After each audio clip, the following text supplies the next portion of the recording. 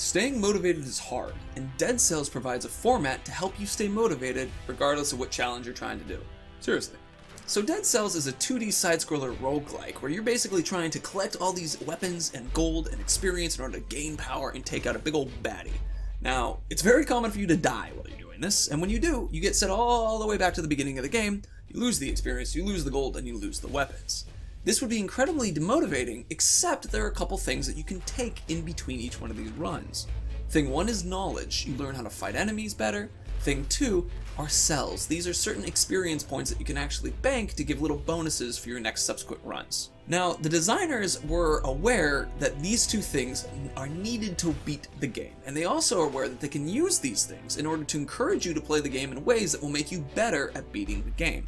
Specifically, using ancillary goals. An ancillary goal is a goal that supports a main challenge you're trying to complete. It's gonna have its own end game goal. By completing that end game thing, you end up improving your challenge. So, example of that in Dead Cells, the doors at the end of every level. If you look at one of the doors, it has a timer over the top. The other door has a counter over the top.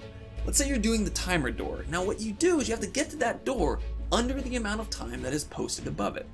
If you're gonna do that though, you can't really fight enemies, you can't really explore. In fact, you have to bolt through the entire level.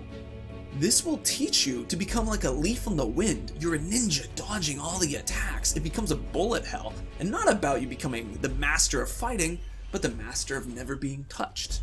And even if you are touched, the game doesn't really care because it's about speed, and it's teaching you to only care about speed. You get to that door, you do it underneath the amount of time, and hey, you get some gold, you get some cells, and you get an item to help you get to that next subsequent level. The second door is all about killing that number of enemies with 0 damage done to yourself. So this encourages you to be very tactical. You're going to be looking at enemies and learning what they do, observing their attack patterns, observing how they react, and then experimenting with different combinations of weapons. The point being is that now you're going slow, you're taking your time, and you're being as careful as possible and as high damaging as possible. Now, being quick and fast and very much risk-taking, risk-reward kind of behavior, and then the slow, careful, tactical knowledge of enemies, knowledge of weapons, combined makes an incredible Dead Cells player. Someone who's really going to be able to take out that final boss. So these ancillary goals are used to teach the player how to beat the end game and do it in a way where they're having a good time. Because it's not about actually getting to the end game, it's about doing these smaller goals that help prepare you for the big one. So let's apply this to a life challenge. Let's say you want to meet some people, whether you want to meet some new friends or you want to meet someone romantically. So how would we do that? Well, have you ever heard of a bouldering gym? Bouldering is a type of rock climbing that doesn't have any ropes. It has smaller walls and very squishy mats for you to fall on so you don't really get hurt. Now, starting at one of these gyms is actually very easy because you basically show up, get some shoes that they rent out there, and then they will teach you how to fall, how to not get fallen on, and then point out the difficulty levels of the walls. At that point, you just get up and start climbing. Now, you can teach yourself how to climb based upon the difficulty of the walls that you're climbing. As you get a little bit better, you'll end up coalescing with other people who are at similar difficulty levels as you and trying to figure out a certain problem. That's the official name. The walls are called problems and you solve them, often together. So as you build up this knowledge of bouldering, which is really just kind of gamified exercise, people will start asking questions to you, or you'll be asking questions to them on how did you solve this one?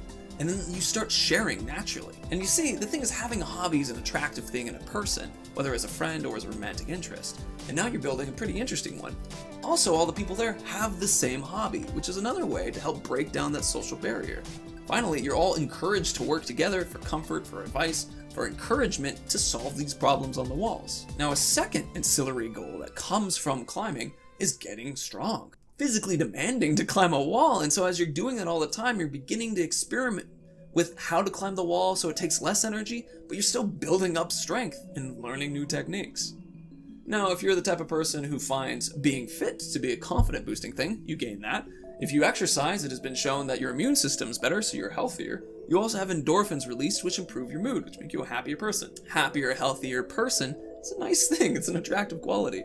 So both of these goals have nothing to do with meeting people, but you're gaining skills and basically investing in yourself as a person in a way that makes you significantly more attractive. So if bouldering isn't the perfect thing for you, might I recommend an iterative design process, which will basically help you optimize this program for yourself in order to find the perfect thing for you to go out, have a good time, and meet people. See you.